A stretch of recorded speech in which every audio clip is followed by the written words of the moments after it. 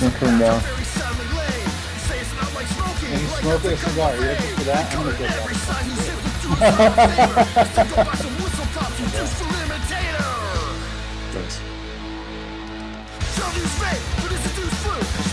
A shitty day at work.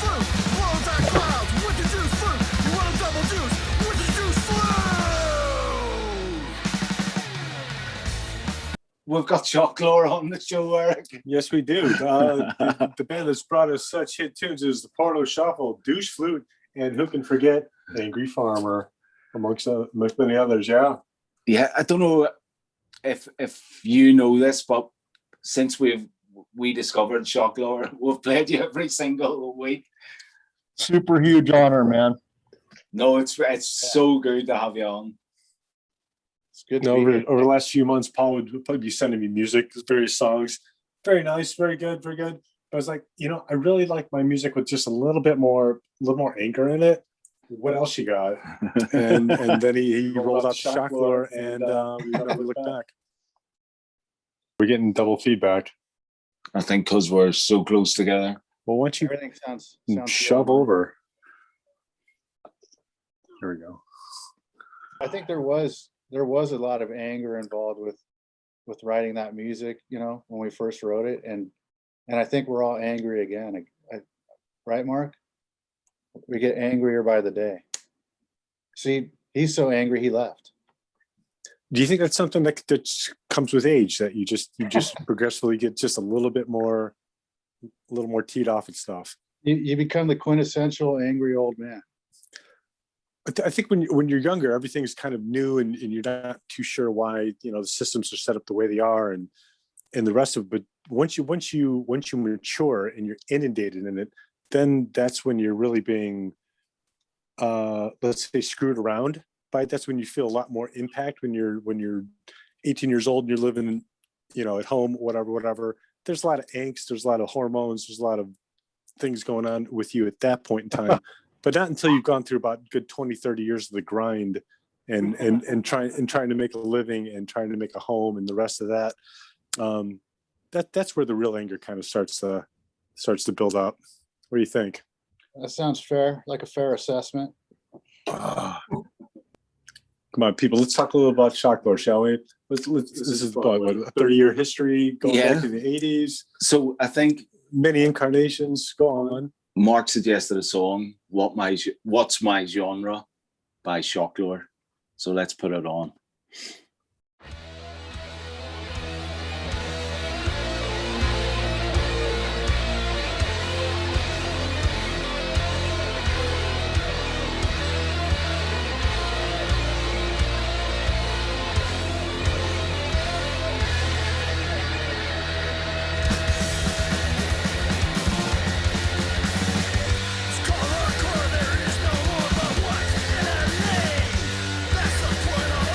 Join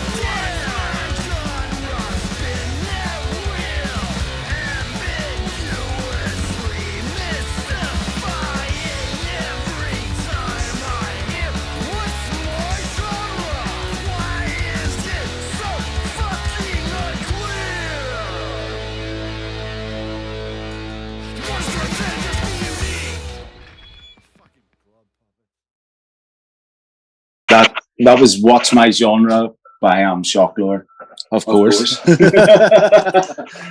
Live on SLE Radio. Now we're turning the clock back quite a bit here. We're going back to the early '80s.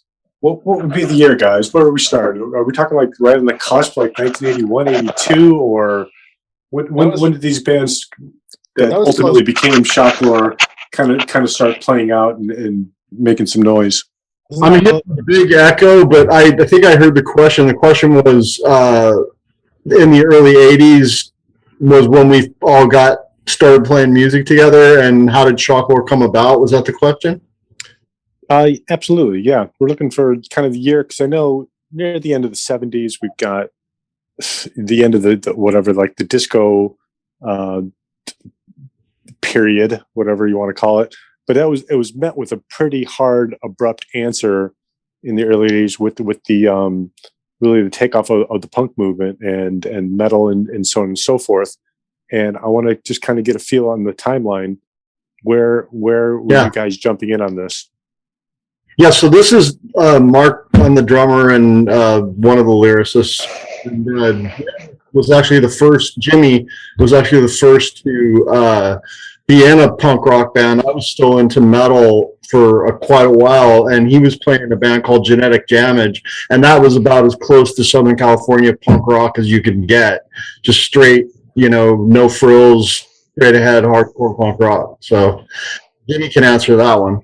I mean, we all started individually, probably early '80s. I think I was around 11 when I started playing, but Shocklore didn't come to be until like closer to late '80s, almost '90 maybe. But we had already, each one of us had already been playing in other bands, and sort of developing our interests and our styles as far as the genres that we were into, punk and metal. Yes, go ahead. I started back in like '85, '86 with the punk rock. Maybe it was '84. I can't remember. It's a bit hazy. But I started playing probably in the '90s. Like getting interested in being in a band. So that's about when it started for me. But the music started back in '85, '86. Now, considering that wasn't really contemporary popular music at the time, what kind of reaction were you guys met with? I think everybody hated us. And of course, what part of that did you embrace the most? Start from the start, though, because it's really important to build up to Shocklore. Really, I mean, Genetic Damage with Jimmy, and then our friend Chuck, who's also one of the guitar players who contributed. Both in Malicious Grind, who's another band that I sent to Paul that you guys can play if you like. And then after that kind of, different bands with different members all kind of interchanging, but the same people became Shocklore close to 1990. Yeah. So what Malicious Grind song would you like to hear? The only one I gave you was Badge Means You Suck, or are you talking about Malicious Grind? Malicious Grind. Put on Self-Destruct. Okay. Here comes Self-Destruct by Malicious Grind. Wrote a part of that too. Nice.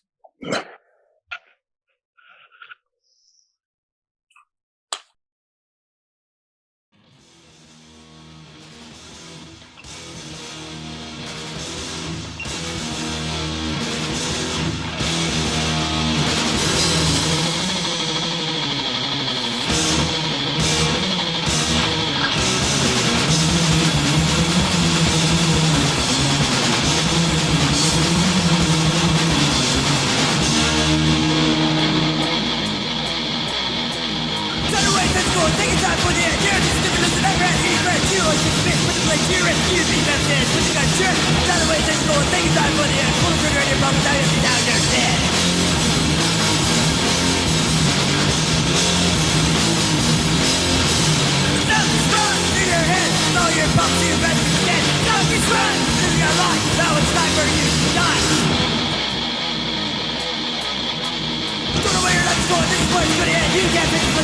in the mirror, do what you think. Like you're in the be better than when you got shit. Not saying you pray, that's what you were saying. Now it's time for you to quit. You're fucking shit.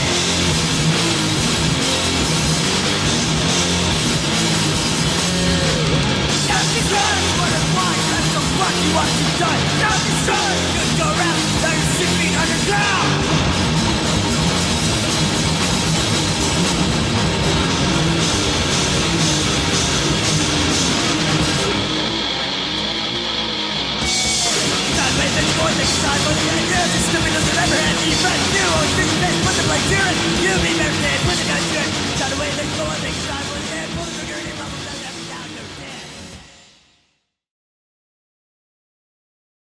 We're back.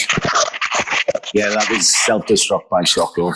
Or by Malicious Grind, Jesus. Hey guys. Yeah, and actually, Malicious Grind, Jimmy was in that band. Another guitar player, Chuck, was in that band. I had drums in that band. So There's this very incestuous relationship with all the El Segundo South Bay punk bands. it's actually we were talking about off the air. Jimmy, if you want to finish your point or start it over again, that'd probably be interesting to people. But Yeah. okay, so I mean, what I was saying was that there was a really fun scene happening back in the '80s. A lot of parties and playing dive bars and stuff like that. So we actually were really well received. All the sort of group of bands that were playing together at the time, and I think the funny thing is that once Shocklore really started to come into existence, that was when more like grunge and Guns N' Roses and stuff was more popular. So I don't know if we were so well accepted at that point. You guys are from the South Beach area, which is South LA, basically. Yeah. So I mean, that's kind of the cutting edge, of popular music and so forth. So you guys would have been probably ahead of the curve to start with, at least with the music. And there would have been, by the time that sound kind of like trickled out, there would have been years and years of delay or whatever. But you guys were at the precipice. Is that the right word, Paul? That's one. Yeah. Is that a nice big fancy college word? There you go. I dropped out in ninth grade, so I don't know what that word means. That's all right. The inception. I know it means before something. Pre. Kind of like Where did you? Hold on. Okay, so there's various bands, various players. You're coming together. Shocklore's from. Where's the name come from? Where'd you come up with that kick-ass name, Shocklore? Who's baby? I'll take it. That was me. So basically, we were thinking about our lyrics and stuff like that, and for some reason the word folklore came to mind, and I thought, well, hey, why don't we call it Shocklore? Because really, that's all there is to it. Yeah. So name. much decided the shock. I guess the one thing I would say about the music that hits me more than a lot of other bands, you guys sound like you're having a really, really great time. You sound like you're really, really enjoying yourself. There's a little tongue in cheek. There's a little bit of anger, but it sounds like everyone's just having a great goddamn time. How do you, with the new phase, with lockdown and COVID and the rest of it, how do you guys been dealing with elements of any kind of playing out, any kind of recording, anything that you're doing? And you guys aren't all localized. You guys aren't all still in California, are you? We're all from California, but we're not in California. All right. Yeah. I mean, someone's in Virginia, something. That's Yeah, Mark's in Virginia, Jimmy's over in Idaho, and I'm still in California. All right. Like Redondo Beach area. Does that make practice sessions a little bit challenging? yeah. Say the least. The book at 2 days in advance. All right. Zoom. Well, Well, at this point, it's a really good opportunity for us to just kind of crawl into the studio, into our own respective studio spaces, and be creative and get into the writing process. I mean, I was gigging a lot before I moved out of California, and so for me, it's kind of fun to embrace the whole being creative in the studio part of it. Yep. Yeah. And we're going to see how it comes out, because that's how we're going to record our next album, and that's how we're recording the single that's coming in April too. So it's all remote. So Yeah, I you did guys about actually two- doing it like in layers? Are you doing like Yeah, but- someone's recording the vocals, then recording the guitar tracks, Yeah, or then the yeah. drum beat, and so on and so forth? All right. Yeah, Yeah, but it'll be like we just kind of agreed on a process, Jimmy and I, where we're gonna do it a certain way every time, so it's easier. So yeah, that's pretty much what it is. We're sending each other parts or full songs, and then it's going back and forth until we feel like it's ready and it gets recorded. So I did like 20 tracks in the garage last night, Bloody hell. So, the live experience when like you're drilling those guitars and you're pounding away at the drums, marking whatever, like how much of a percentage do you think it increases your performance? Do you think it does? I'm not going to speak to the other guys, but I always prefer playing in the same room with my bandmates. But I mean, again, if I have to choose between that and not making music with them, then, that's an easy choice. But I would say when we're in the same room, it's like there's no comparison to that. Yeah, So, like, the intensity is way more. It's just way more intense in the room, Yeah, absolutely. Like, and then you've also got like when you're playing a live show, you've got the crowd reaction. And do people still crowd surf and stuff at your gigs? Yeah. I mean, the last time I played, people were definitely doing stuff like that. Yeah, and with James and Jim, they were that band Full Size, and they were having some really good gigs. They were gigging really regular, I think, every weekend for a lot of years, right? It was off and on. Yeah. It was off and on. We had some months where we were just like recording items and making up new songs, and we go out and play gigs like every week, depend. Sometimes twice a week, Yeah. Yeah. Hey, Jim, and then they also came out on the back of Flappy Curtain, which is another band most of us were in together, and Full Size even did some Flappy Curtain songs. And those, I mean, we used to, book out like 200 people in a dive bar, got people hanging from the raft. Yeah, that's the kind of shows. I know, Jim. I know that's the kind of show like the people hanging from the rafters, all tied in, right? Dive bar. Got to have some blood drawn.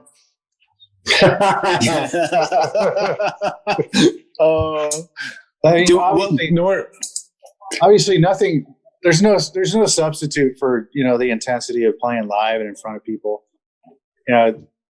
I don't think you can replicate that in a studio unless you invite a bunch of people to come watch you record. Right. Yeah, and actually, I suppose what we're talking about with bloody Duran Duran and whatever the 80s kind of music, that's a reaction as well, because none of those bands could play, sing, do anything live. It was all like...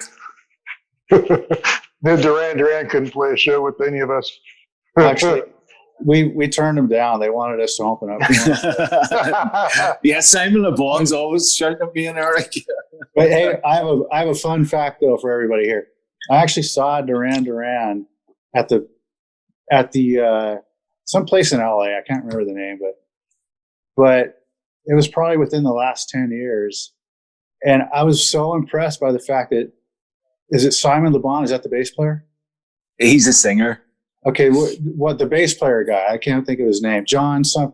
Yeah, John Taylor. That's it. Yeah. I was really impressed that he was actually tuning his own bass on stage. He wasn't taking it off and handing it to his tech and having. And they were actually quite good. I have to admit, I really enjoyed the show. But that's neither here nor there. music scene looking like now? Are you guys coming out of this COVID thing? I don't pay too much attention to the news. I'm not too savvy on that kind of stuff. Are bands playing out? What's happening? I keep hearing you like moving forward and clubs opening back up and all kinds of stuff in different states, but and acts and tribute bands. I haven't seen any any bands like us or a lot of the shows I was going to go to. I had actually tickets for the Circle Jerks at the 900 Club or the 930 Club in DC before the pandemic. You got to go to Texas or something. Nice. I think it depends on your location, really. Like some places are totally shut down, others are wide open. Like up here where I'm at, even back when all this bullshit started happening, there was bands playing here at the county fairgrounds. And it's kind of like you didn't even really know that there was a pandemic happening, because everything was pretty much normal. But because there's not down in California, like it just came to a fucking screeching halt. The last band I was playing with, we were gigging all over the place. That was right before I left, and they haven't done jack shit since. I feel bad for them, because it really depends on where you're at, what state you're in. They're starting to do like parking lot shows nowadays down here. Like they're opening up the parking lots and having like all day shows down there. That just started up. So. That's cool.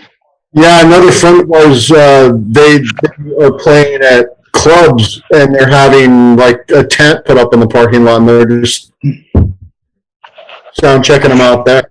They got so many people that they're playing parking lots. That seems good. It's just sad. It's just not right. I'm still waiting for somebody, some good like public figure. Some guy's going to come out and he's going to crunch all the numbers. He's going to come out and be very, very understandable. And what a complete kerfuffle this whole COVID BS has been, and how much money it's wasted. But it's got to be somebody who's really willing to take a bullet because he's going to be extremely unpopular. But right. Someone's going to do it. You give within about a year or so. But the problem is that they're going to fucking censor that guy. They won't let they won't let him see the light of day. They'll be blocked on social media. They won't play it on the regular news. And they're going to say, this is dangerous material. You shouldn't listen to this guy, right? That's another censorship bullshit that's going on social media right now, man. Dude, they can't censor us. They're not censoring this. Oh, can they censor us? I don't think so. If you keep on talking about George Michael, they might. George wouldn't mind. He's a good lad. Hey, you were talking about floppy. Smoked a lot of dope. Go on. Exactly. He did smoke a lot of dope. We'll put on Mexico trip. Please. Going up to Mexico trip? Yeah. There you go. Why not? So this Good is lead-in. Mexico trip by Floppy Curtain. We'll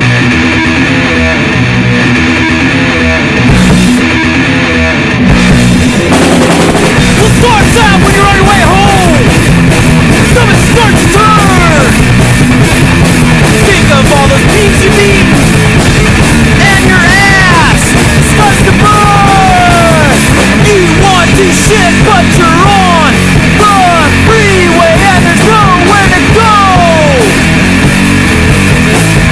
Look down on the floor and say, I don't think so.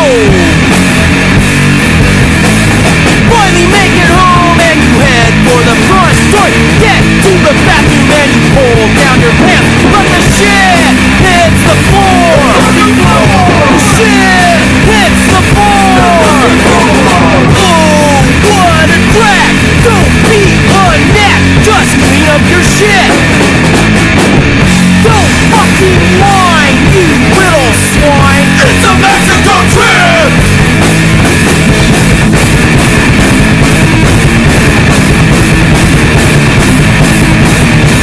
You want to shit and you will! How many times have we played that, Jimmy? 987,002. So that was Mexico trip from the band we were in, Flappy Curtain, Jimmy and I, and another friend of ours, Chuck Morrell, and a guy named Jim Seth. Mexico trip originated from the whole Zuma's Revenge thing, where you like don't drink the water when you're in Mexico. Yeah. Is this kind of anecdotal from an actual Mexico trip that you had taken, or just like an amalgamation of numerous sure. Mexico trips? I'm sure. Tijuana, I believe, is the top spot. I was told it's a true story. It's a true story. It had to have been. We were too Yeah, close Chuck- to Mexico for it not to be. Chuck told me about it. He was like, "Yeah, we're on the way home from Mexico, and I just couldn't hold it." And oh my God, you know, listen to the lyrics in the song, you'll hear it. It's a straight drive. It's how you know you've had a good time. How about that? Way, so you can't. There's really nowhere to stop. except the floor, the car floor, the bathroom floor. Small aside, guys. Just out of curiosity, Tanya Carrasco. Yeah. Anyone care to explain? What about? Where did you find this girl? Why is she the Shocklore girl? She's really not the Shocklore girl. She's just a girl that's been in our videos. And I found her as a model for our T-shirts in Spain, and it evolved into videos from there. But she was originally a T-shirt model. Is she Spanish? Yes, she lives in Madrid. All right, fair enough. People, if you haven't seen any of the Shocklore videos, yes, please check this out. You're going to want to not only see, obviously, listen to music, but check out Tanya Carrasco. She's a very interesting character. Yeah, she's in the video for Falling as well, isn't she? Yep, she's as well as It's Your Trip. We have a video for It's Your Trip, for Your Face, and for Falling. Falling is the newest one, just came out, and she's in all three. Yeah, it's a good video. It's a good video. They're all good videos, actually. I'm liking her. And I like the best about the Falling video though was Githeric. Yeah. Sorry? Githeric. Or guitar player, Githeric. It's an animated GIF of All right. Fair enough. It's an inside joke, man. It's just fucking. We'll let it go. Yeah. Move on.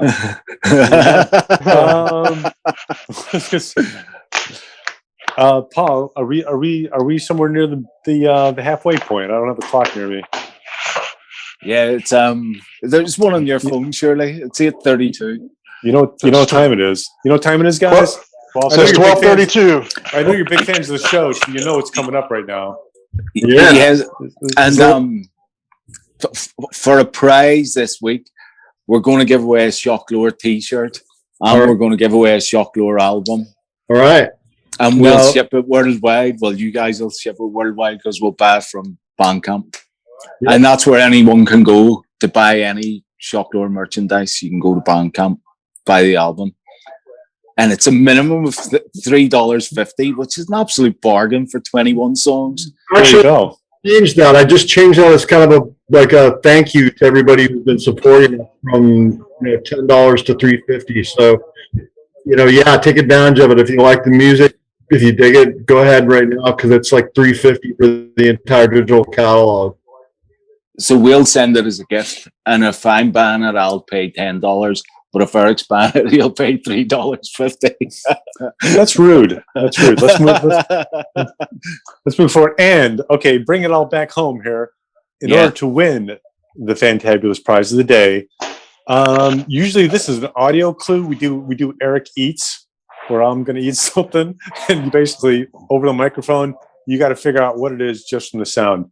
However, now we're all video, and now that we're all technologically advantaged, right? Yeah. I'm going to give you a video clue. There's a video clue now.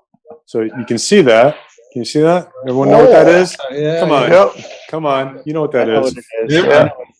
Number one. This is a family show, man. What are you doing? No, shush. Number one. Obviously, this is a Mickey Mouse Pez dispenser. Fantastic. So it's going to be a Pez. But you got to tell me what flavor it is and the most outrageous answer wins. So we're not looking for the factual answer. I don't want to hear, Blueberry, anything like that. I want to hear the most outrageous answer. That's who wins the Shocklore album. And here we go. Can you hear this on these crap mics or not? Yeah, just tag us on a tweet. You getting the full experience, sir? Can you feel it? Can you taste it? Yeah. Yeah. All right. That's all you're getting, people. All right. Answer us on the Twitters, Instagrams. Is it Vicodin flavored?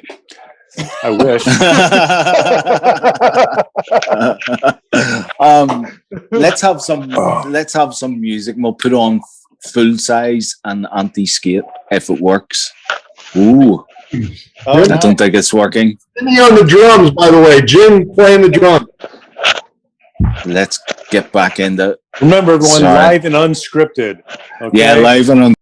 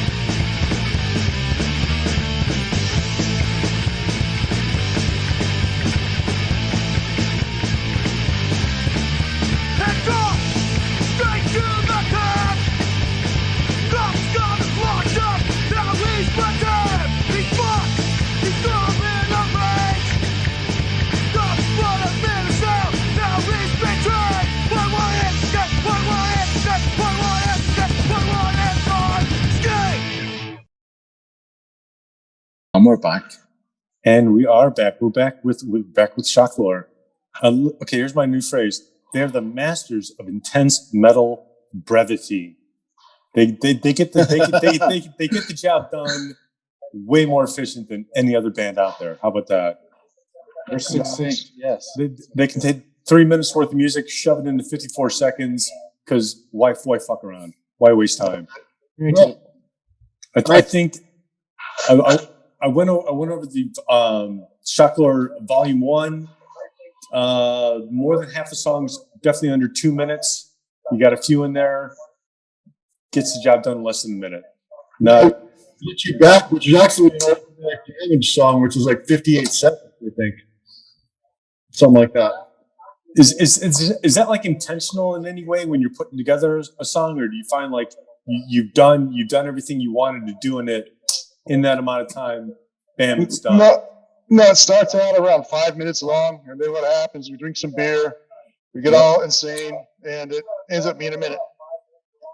Another thing, back then, like you were talking about the 80s punk scene, I mean, that was what was written by punk bands. Look at like Circle Jerks, Dead Kennedys, all the really popular bands in California. You don't find one of those songs over 3 minutes.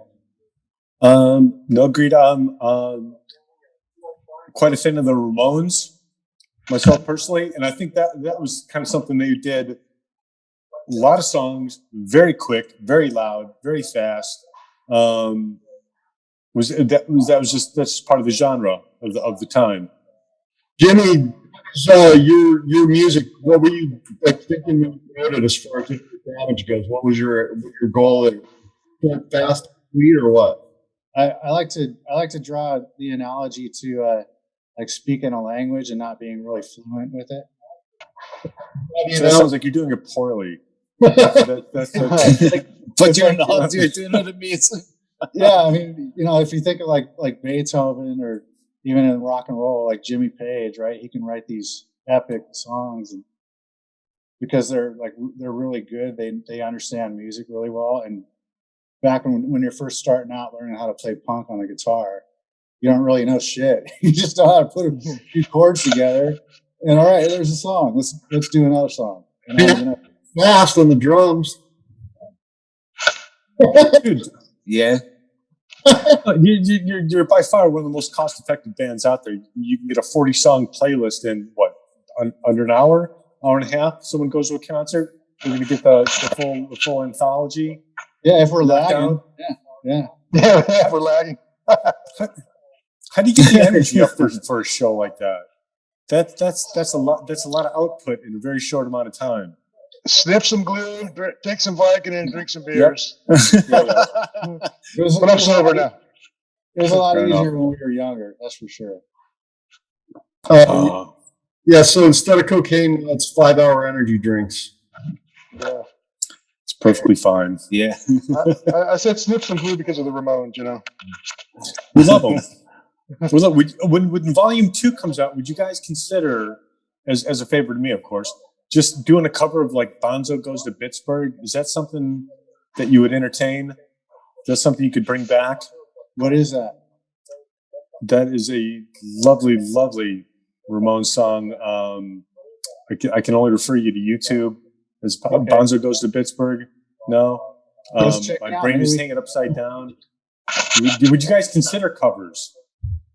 Yeah, we just don't. I don't know the name. We don't know the names of songs. We just know the songs. You know. I'll send you a link. That Not a problem. I know one of them. I've never heard of that one. So that'd be cool to check out, and we definitely consider it. You might know it as My Brain is Hanging Upside Down, possibly. Don't know what to tell you. We're talking about a band with, you know, what they got a 200 song anthology, so you can't. It's hard to keep them all in order, but definitely one of my favorites. Don't know. Just put it out there. Yeah, and Jimmy actually cut his teeth out on Black Flag when he was first starting to write. So bands, Black Flag, bands like that were on hardcore. Do you know what Henry Rollins is up to these days? I don't know. Do you know James?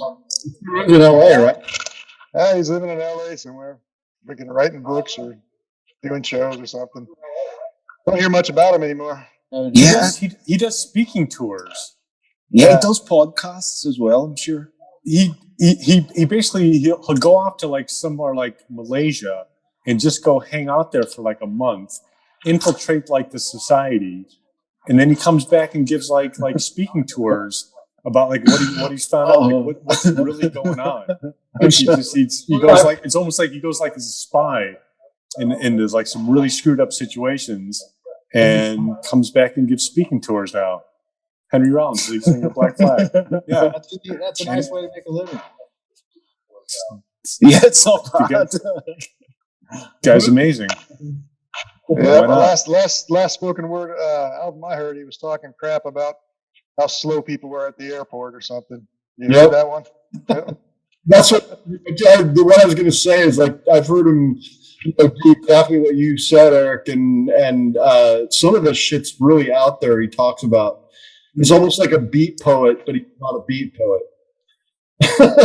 Yeah, because I heard Jello the guy was the on first Rogan. one to It's do it, wasn't amazing.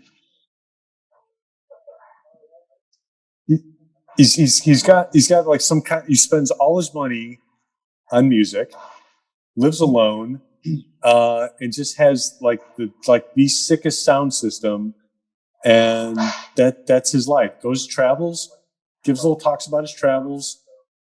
Has probably like a 20,000 album record collection, and has no interest in a Mrs. Rollins or anything along these lines, and it's just doing his thing. It's just being him. I don't know. I guess that's rock, right? That's What's pretty that? cool. Yeah, no, it's like amazing. he? Yeah, he's living the dream. He is living the dream. Yeah, I know some of the members from Black Flag, so no comment. All right, fair enough. Hey, James, tell your Black Flag story. What? Tell your Black Flag story. Come on. Oh, which one? Black Oh, no, Flag. I hung out with Des Cadena for a while. He played my wedding. He was a good friend for quite a few years before he joined the Misfits, and then he disappeared. That's kind of weird, you know. I brought Des over to Jimmy's house, and he almost got in a fight with Jimmy because Jimmy was shredding on the guitar and it pissed him off for some reason. That's a funny story. Des was kind of hammered trying to play the guitar, and Jimmy says, "Oh no, let me show you." He grabbed the guitar, and Des ripped him a new asshole. But you're too good, you know. So, it's kind of funny. I was taken back, going, "What the hell is Des tripping out for?" Because some dude got up there and started playing some crazy ass leads like Van Halen or something. Like Jimmy just went off, you know. And Jimmy wasn't trying to show off either. I thought he was Was going to De- drop my guitar. You remember that Was- night? Yeah, I remember it. Yeah. And you also said something about James, about you getting up on stage at your wedding and trying to actually sing a song. Yeah, I did like Six Pack, but I fucked up the intro. I came in like 2 bars too early, but I still pulled it off. You know, it was great. Had a good time. Me and Des were singing Six Pack. It was cool. Had a great time. From what I can remember. Yeah.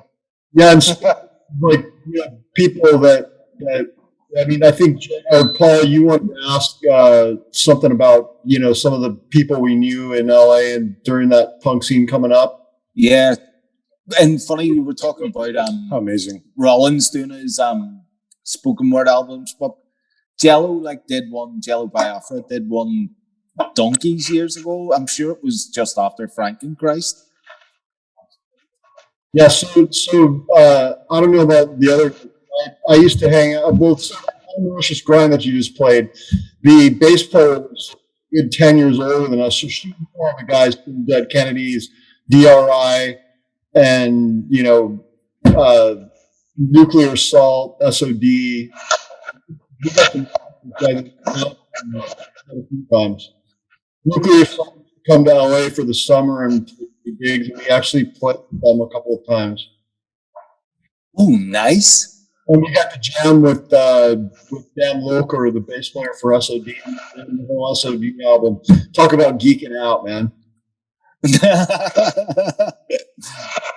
And were you very self-conscious when you were playing?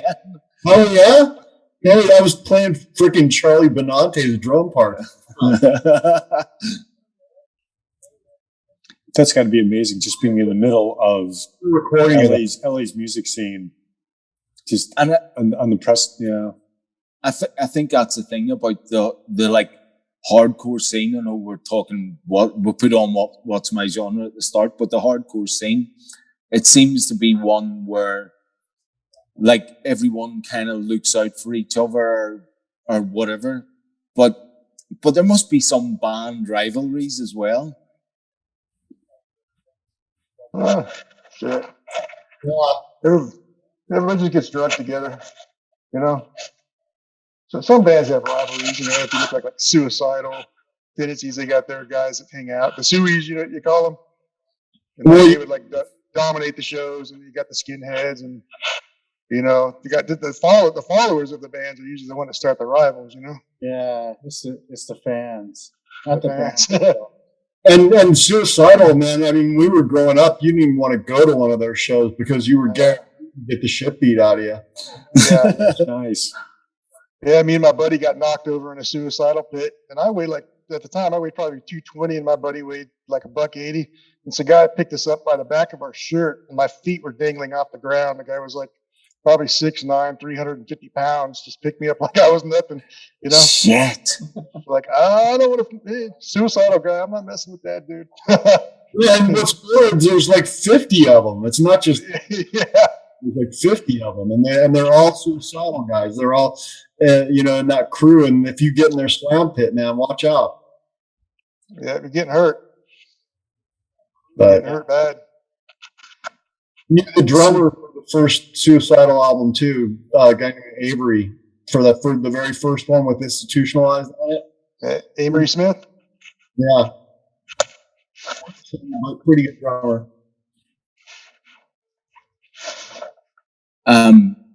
Eric and I have been trying to introduce a phrase for people that you maybe described there, and we've been saying douche flute is our new nickname for politicians and stuff that we don't like. And and I Just brilliant. absolutely love that tune. So is it okay with you boys if I put it on? Yeah. So Douche Fruit, really quick, is an old Genetic Damage song with updated words, updated lyrics. And it's about the wonders of vaping. Nice. What's that? You like The that? wonders of vaping. So here we go. Here's Douche All right, Fruit by everyone, Shocklore. turn this up, people. Yeah, turn it up.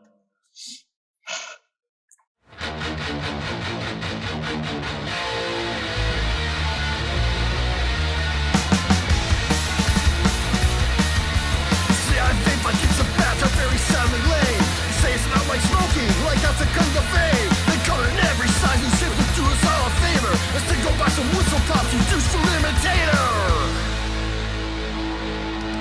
Don't use vape, but it's a juice fruit. Smell like lemonade, but it's a juice fruit. Blow that clouds with the juice fruit. You want a double juice with the juice fruit.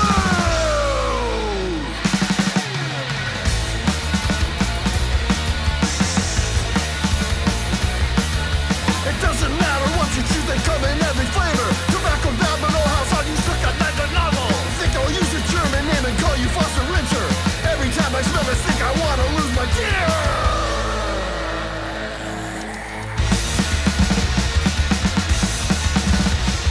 You walk around producing flavor complicated.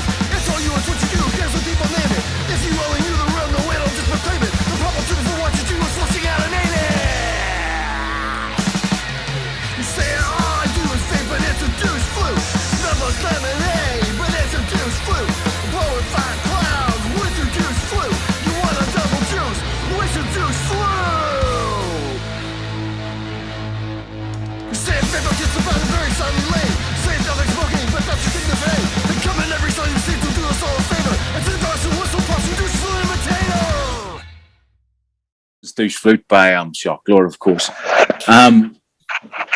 Yeah, there's a song we have on the SLE library called Something Kind of Gothic. Yeah. Why is it only 12 seconds long? Well, the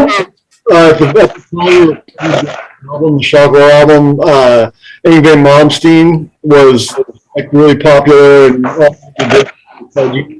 great guitar player. Jim, I don't know if you could like the guy. Well, we decided it would be funny to do like kind of a, you guys are familiar with the band, right? Right? Sorry, say the band name again? You guys are familiar with the band SOD, Stormtroopers of Death? Of course. Yeah. They did their short songs, really short songs, like the Ballad of Jimi Hendrix and that kind of thing. So it was the same sort of thing with something kind of gothic. We were just making fun of Yngwie Malmsteen always playing arpeggios. It was meant to be that. Okay. It was a filler. Yeah. Poor Yngwie Malmsteen. Whatever happened to him? Yeah, I think he's still around. I saw him open up for somebody. I don't know, maybe it was several years ago, I guess. I saw him playing, But he was like all bloated and Sure. but he still fucking was phenomenal on guitar, but he just looked like old and bloated. All right, happens to the best of us. It's all right. I can't remember who I saw him with. Rock and roll never forgets. It's all right. Any inklings on my namesake, the guitarist Eric Johnson? Is he still working? Anybody hearing from him? Is he out there? I haven't heard anything about him. I've heard that live streaming. He's been doing live streaming shows. Right. I have this app that shows me who's in town, and now they're doing, since COVID, they've all been doing it on LiveX. I don't know if you guys ever heard of it. It's a streaming platform where bands can put on shows live stream, and you just pay a certain amount, and you can watch it for like 30 days, something like that. See, now that's interesting because one of the main things that we're curious about in this bizarre time that we're in is how are bands dealing with basically the inability to play out anymore. How are they getting what are they doing as far as like the social media and getting some interface, getting some exposure? And can you say that again? What is this? So bands? What are you talking about, Eric Johnson? Well, no, this system in general, where you can access like performances of live band shows. What is this called again? Zoom? No. No, No, the thing you're the Shit, what the hell is it? The app is called LiveX. live Live act. Live X. All right, this- LiveV and then X. They have a lot That's of shows. that's new. I mean, I don't know how you guys feel. I would think you feel the same as I do. Is that someone's got to like call bullshit on all this at some point in time, and Bullshit. Hey man, yeah, and it all goes away. But we don't know that that's going to happen. This might be kind of a pseudo sense of like the new status quo, and The new our normal. question is, how's that going to affect live music, and Well, how I've can seen it a lot not? of- So I've seen a lot of ads for, for bands and artists, musicians, saying they're doing a live stream on such and such day. I don't know. I kind of have mixed feelings about that. Why the fuck do I want to see that? I'd rather go to, Yeah. I guess I'd rather go to a concert, but I've already been to so many concerts already anyway, but, I don't know. The whole thing's just fucking lame. The whole, Yeah. it It is lame. absolutely. But That's totally. I don't know if it's the same in the States, but and I don't know if you guys have kids or what the deal is, but is the younger generation just a little bit more like happy to stay at home? Are they a little bit more like, if it's online, that's great? I thought you were. There seems to be an element of that. I think it depends, again, where you are. It depends on what state you're in. Like California, for instance, it seems like they really are trying to lock everybody down, and all the parents are following suit with it. And up here, I can look outside my window and there's fucking kids on their bikes and shit, riding up and down the street and out screwing around and being kids and getting dirty. Did you say you're in Idaho? Are you in Idaho? I'm in North Idaho. You're in North Idaho. Yeah, that's the place to be. That's where everyone's going. One thing I can say for it is that it reminds me of when I was a kid, because I grew up Mark and I grew up in a small town, and it's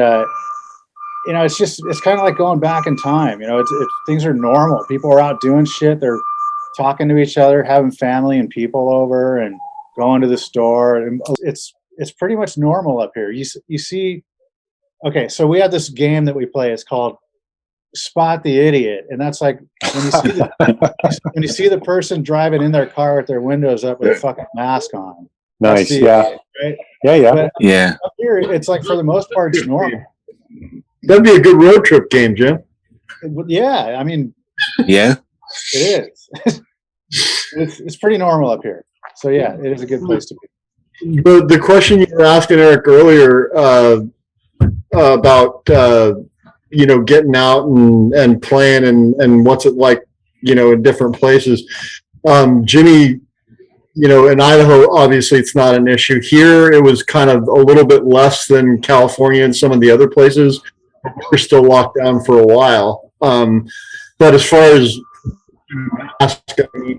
and then the idea that somebody's going to speak up and go, all clear. I don't think it's going to be that. Honestly, what I think it's going to be is people like me and you just going, fuck you, we're going to get out and play again. Yeah. That's what I think it's going to be. Yeah. Honestly, I don't think I think Jim's right. I don't think they'd let anybody with any kind of clout or exposure say something like that. So Isn't there a little bit of a state by state kind of like reaction to it? Like Texas, I hear like no one gives a single F.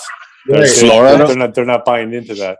So Yeah, it sounds like Texas and Idaho Florida. is basically the same. I would like to think Colorado would be the same. I Oh, would like to think there's a little bit more like forward thinking somehow. Florida, South Dakota, Texas, Idaho, mostly like a lot of your red flyover country states. what they call flyover state.